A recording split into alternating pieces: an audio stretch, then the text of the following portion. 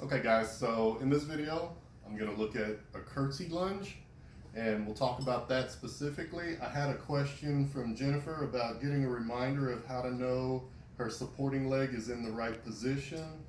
She often feels that it's not in the right position even though nothing hurts. So before I look at the curtsy lunge specifically, I'm going to look at how I coach someone through doing any type of a single leg exercise that involves them standing on one leg.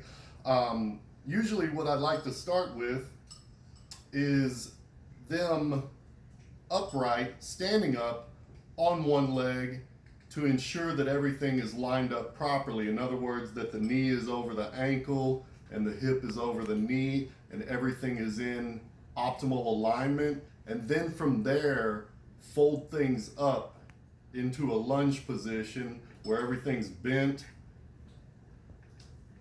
and it makes things a lot easier to align when you return to the top rather than somewhere starting out folded down and then hoping to align things on the way up. It's a lot easier to start in reverse where everything is stacked up, you fold down and then return.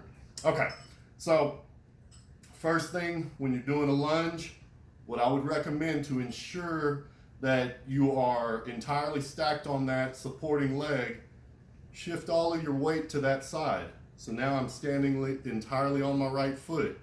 Then from there, let the other foot glide back. It just floats back there. There should be no weight in it. Everything stacks up on the way down. The back foot is just simply there for balance and nothing more.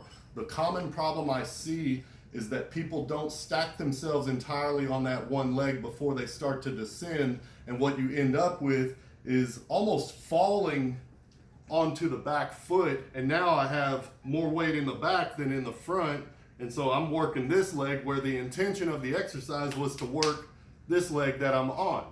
Okay. Hopefully that helps clear that piece up. Now let's look at the curtsy lunge in particular. Your normal curtsy lunge is going to involve having a little bit of a sideways motion with the rear foot. The intention behind this, as far as I understand, is usually to get a little more work out of the glute and then returning to the top. That's what the exercise normally looks like. Now, here's a big problem I have with that.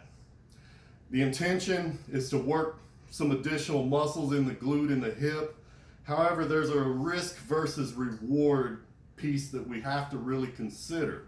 As I bend down and start to bend my knee this way, you gotta realize that knee joint is built more like a door hinge. It wants to go one direction, like a door hinge. When we're doing a curtsy lunge, I'm putting a twisting motion, so I'm almost kind of pulling that hinge sideways. And I'm running into the ligaments, into the guardrails. I'm basically asking my knee to bend in a way that it's really not meant to bend. And so you gotta consider, what is the reward of doing that? If we're wanting to work more muscles in the hip, I have far better exercise choices that do not include that same risk as I would have in a curtsy lunge. So simply put, I just don't recommend doing curtsy lunges.